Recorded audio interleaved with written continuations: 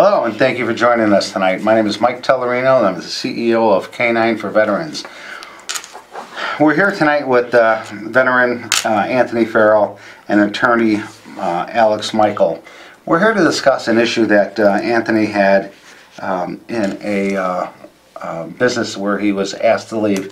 And I'm going to let Anthony explain to you exactly what happened and how it came about. Anthony, go ahead. So I went to a tattoo parlor. I had a appointment to get a tattoo done on my wrist, and I've had multiple tattoos done with my dog Freedom. I just keep her separate from the area where I get tattooed. And right when I walked in, the guy was like, okay, this is your appointment, blah blah blah, all that fun stuff, get the tattoo stuff out of the way, but he said your dog is gonna have to go. And I was like, oh, I know, I'll just put the dog, further away from everything. Mm-hmm. I don't expect her to be on me when I'm getting a tattoo, obviously. And he said, no, she's gonna have to go. She's gonna have to not be in here. And I'm like, so he didn't want her in there at all? He didn't want her in there at all. Not just where you were being tattooed, but anywhere? No, he didn't want a dog at all. And I said, okay, well, by law, she has to be here with me. I have to be, we have to be there for each other. And he was kind of getting irritated about it, agitated, frustrated. So we were going back and forth with that for a little while. I was coming up with on my phone the law from the ADA explaining, she has to be there. He basically said he has the right to refuse me because not everybody here is going to be comfortable with the dog. That was his first reasoning. You told him that you were a veteran with PTSD and that was your service dog. Yes, so there was twice. No mistaking that. Twice. I mean, the vest says it enough. It's embarrassing as a veteran to have PTSD and have to walk into businesses with a dog. Okay, but there's a huge reason of why we have these dogs. Right. And it's only embarrassing when something like this at this tattoo parlor happened. I get questioned too often, but this guy took it to an extreme. I explained to him twice, I'm 100% disabled for PTSD. Look, I'm feeling uncomfortable. This is easy. Dog will go over here. Just the tattoo's gonna take an hour. And he kind of shift focus where he was like, okay, fine, she'll stay over there. But then again, he comes back, he's like, you know what, forget it, you're gonna have to reschedule.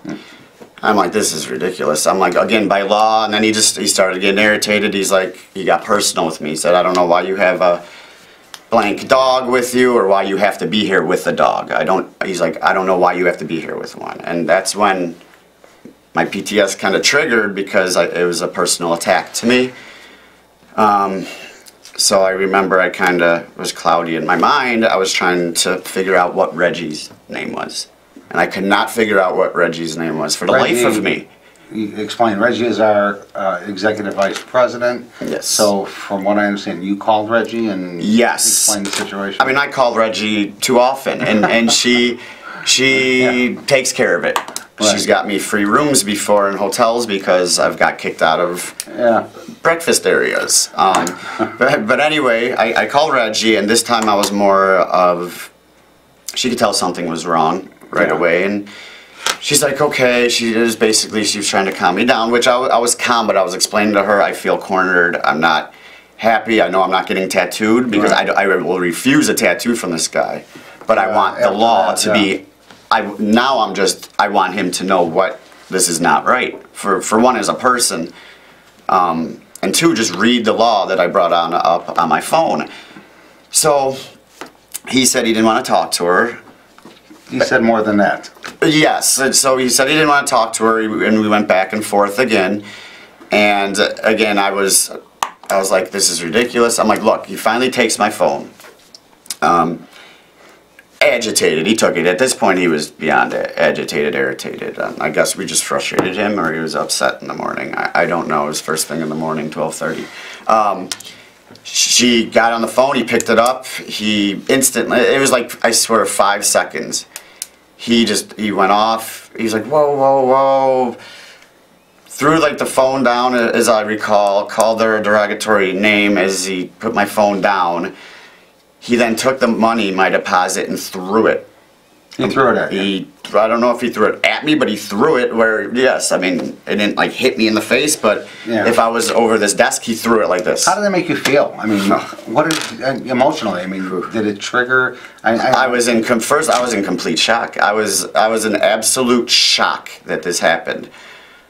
I still am in shock that it happened. I know it might not be as intense for people that don't understand, but the embarrassment that I had to let somebody do that to me, as a man, a person, a human, let alone, again, 2 tours in Iraq, veteran. You know, I hate to throw that in there because I don't need any of that sympathy. That's not what I'm looking for. But you go beyond that human to veteran, and I explained it. You have no respect for veterans at that point. None. You don't respect anything that we have done. You know, it amazes me that we even have to be here tonight to have this show on about being denied access to a public building when, you know, the ADA says that that service dog is comparable to a person in a wheelchair, and you can't deny him access.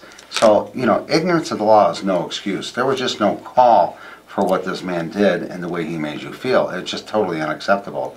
So, I mean, after he threw the money, he said, "Get the F out of here," twice, yelled it. I couldn't, and there was other people in the shop. so that had Other people in the shop. compound your feelings even more. Oh, I remember Reggie just had to talk me out of there, and my dog. And the funny thing is, Freedom. The name of this tattoo parlor, and I'd like to get this out there, is Color Theory Tattoo, and they're in Lombard, Illinois. I know what we did is we contacted them several times, left messages for them, and they refused to contact us back to tell us their reasoning behind what they were doing. We are going to stage a protest in front of their store next week, and we'll be putting that out on our Facebook page to let people know. I think it's the only thing we could really do to maybe shame this person into never allowing this to happen to anyone, not even just a veteran, but anyone who would walk in there with a service dog never deserves to be treated that way. That's absolutely correct, Michael. One of the big reasons and one of the big problems is people are ignorant of the law. Maybe they just don't care. Maybe they're afraid of dogs. Maybe they have no respect for veterans. But whatever the reason is, that's no excuse for treating someone like this. Exactly. And, you know, I think that what happened to Anthony needs to get out there. People Right. need to know about what happened, and we need to raise awareness for this one way or another. You know, and again, it just amazes me that today, with the public sentiment, the way that it is with our veterans, that, you know, the ignorance of the law, is no excuse. How do you treat someone like that? Anyone, you know? Oh, absolutely. I mean, I'm an attorney. I go in front of judges all the time, and, you know, ignorance of the law is no excuse for anything. I mean, if you tell a judge I didn't know that, they'll laugh you out of court. Michael, Alex, what can legally be done like that? I know we filed a police report. We had Anthony go file a police report with the Lombard Police Department, but what could anybody do that's denied access that's with a disability? Well, there's a few options, and you know, Anthony, first of all, I'd like to thank you for coming in and telling us your story, and I can't imagine what you went through. Thank you. You know, but one of the things that you can do, in addition to calling the police, is you can contact the Department of Justice. There's a Civil Rights Division. When you contact the Department of Justice, you can file a claim under this. There's a provision in the law, it's called the Americans with Disabilities Act, the ADA for short. And basically what that is it has a section under it for service dogs. And under that section, you can't be denied any kind of access to any kind of public service or public area. So whether it be a hotel, you know, a grocery store, Right. you know, an airplane, whatever it is, if you're there, you know, and you can get that service, you're entitled to it. You can't be told, no, I'm sorry, your dog can't come in here. Right. You know, service dog is your right. It's just as much your right as it is, you know, for a disabled person to have a wheelchair. And I think part of the problem is a lot of people, they see, you know, someone with PTSD. There's no visible sign that someone has PTSD. Yeah. Correct. And when you see someone, they look normal. Everything seems fine. You're like, why do you need a dog? You look fine. You know, but it's that handicap is just as much in someone's mind as as it is for a disabled person in their legs when they need a wheelchair. I had a veteran go into a national chain, and I won't mention the name, but the manager walked up to him and said, you know, you can't come in.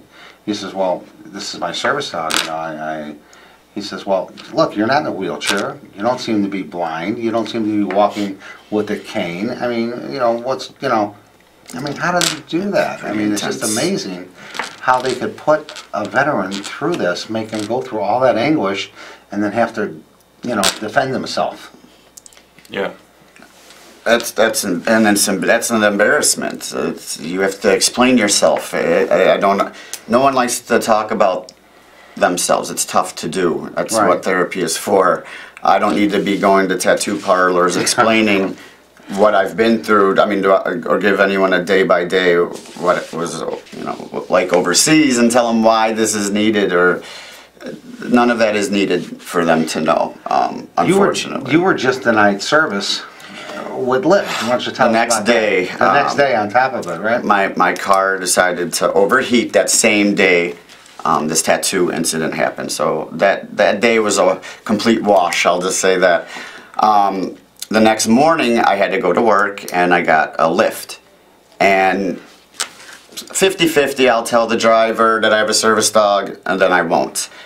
The reasoning was I was afraid they just weren't going to come, and it came true. I had a Lyft. I said, I have a service dog, just so you know. She's going to be underneath my feet. Don't even worry about it. He said he's allergic. He canceled the ride. That was it. And just left you stranded. And he left me. So I texted him. I gave him the law. I said, I'm going to have to report this to your supervisor. And it says straight on the Lyft site, obviously, you cannot refuse service dog, even if you're allergic, or at least come there, give me a ride. I mean, have somebody else come give me a ride. Sure. You can't just not show up. Right. Right.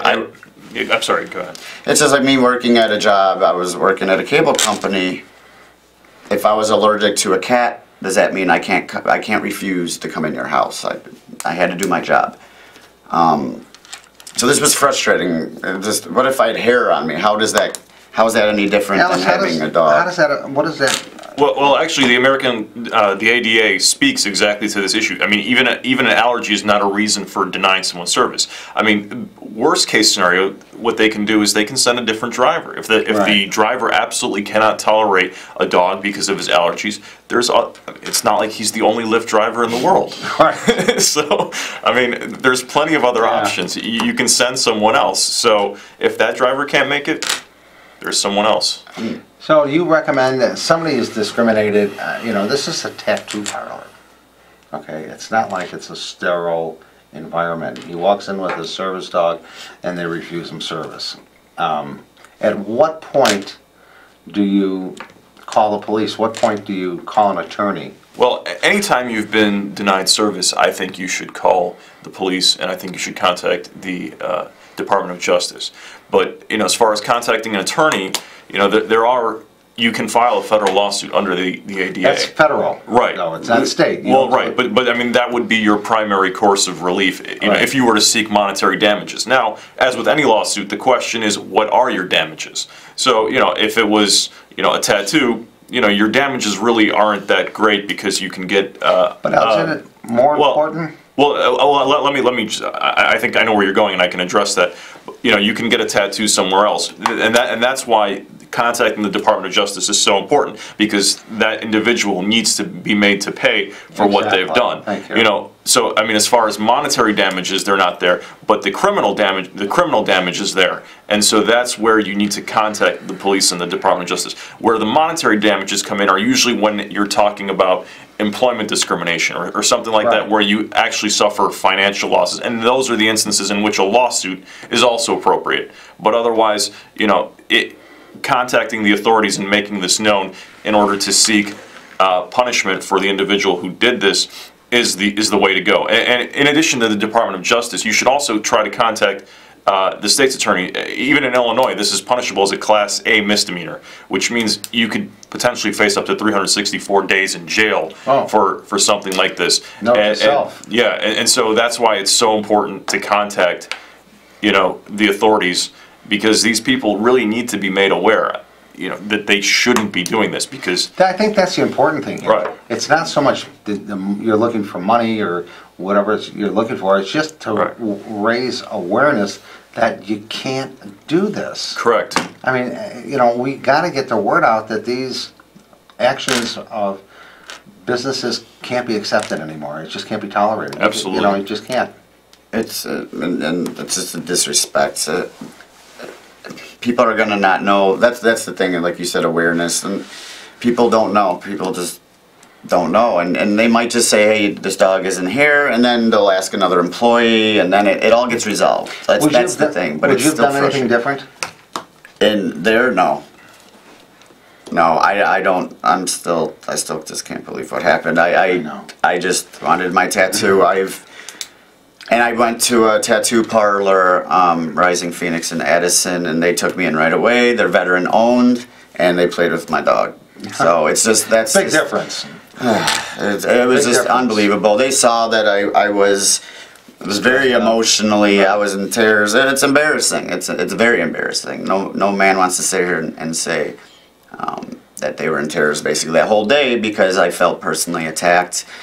And then with all the stuff that I've been through, you know, not just saying overseas, just being in the military, the Marine Corps, it's not a picnic, and not everybody does what we did for the country, and you know, So I just wanted respect. You get two tours, you come back, you're fighting PTSD on a daily basis, and you have to deal with this. How do you justify that? How do how do we allow that to happen? Can you maybe tell the audience and those who are unfamiliar with what PTSD is, kind of what you're going through? I was always told by a therapist that PTSD was anxiety basically on steroids times.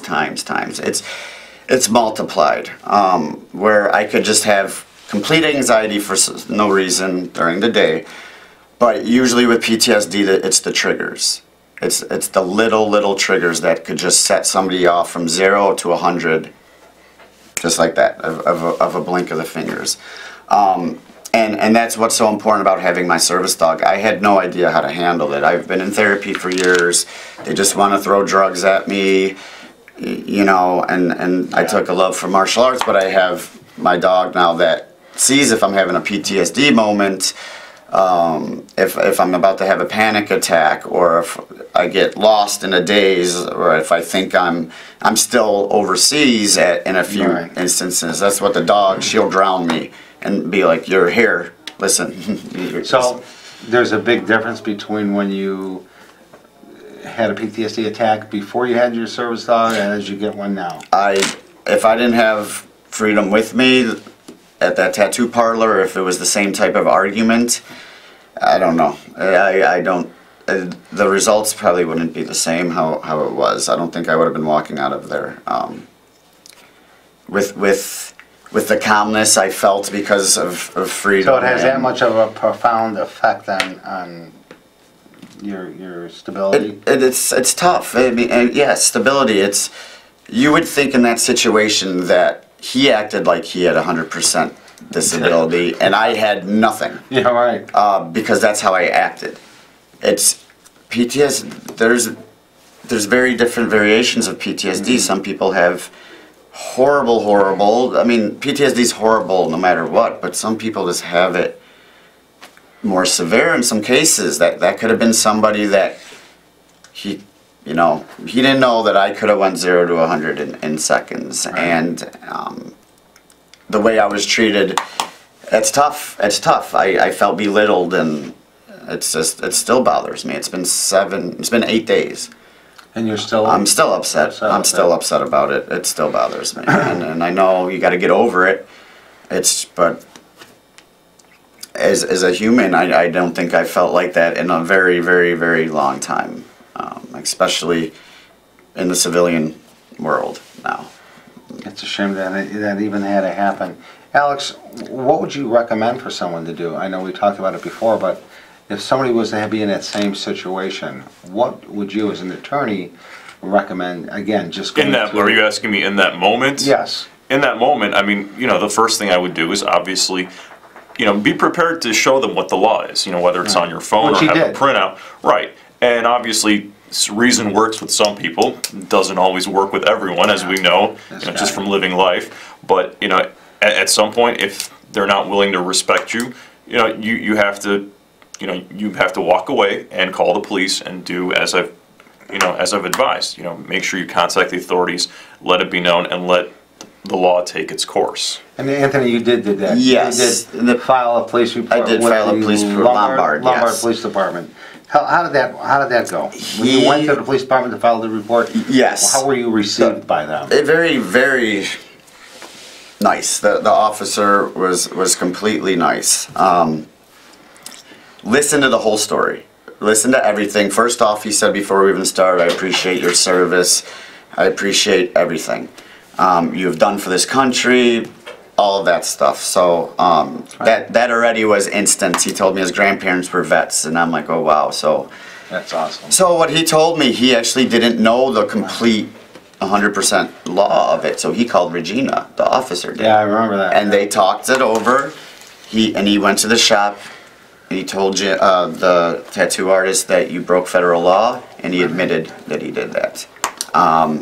So they were very receptive. Mm-hmm. He said I did the right thing by just leaving and calling, and it was great. You got some veterans that are here, that are with K9 for Veterans. We got Shatter here with us. Shatter? I don't know if you can see her. We've got Ernie, and we've got Jim Ryle. Maybe you want to introduce your dog too. Yeah. Oh yes.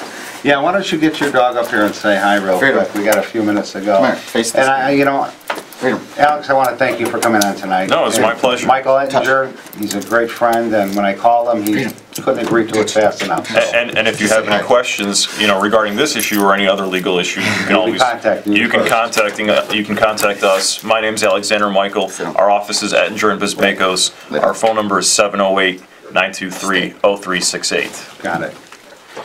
And you, Michael, and can I shout out my school? Yeah, I have a martial arts school, Jiu-Jitsu Academy, Elmhurst. It's 566 South York Street. I just opened up about 2.5 months ago. Veterans, police, fire department all get discounts, obviously, all the heroes. So come check me out. Yes. Definitely. Yes. Definitely. I know I'm going to start. Oh yes. Real soon. Yes, and thanks to all my sponsors, all them, everything. Top But again, I want to thank both of you for coming on tonight, and our veterans for showing their support. Yes, thank you guys. Appreciate it. And thank you for your service. Thank you. Shay had an incident not too long ago at a restaurant on Taylor Street. He was denied service. I mean, this is happening all too frequently. It's got to stop. People have to become more aware of what we're doing, and and what the veterans' rights are, and that they just can't do this anymore. These guys went out and protected our country and served for us, and this is the way we're going to treat them when they come home. Humiliate them, embarrass them. It just doesn't work. But anyway, I want to thank you, and good night, and we'll be on next Thursday with a show about what the VA is not doing for our veterans. Tune in for that one. It's going to be a good one. Sounds great. Thank you. Thank you.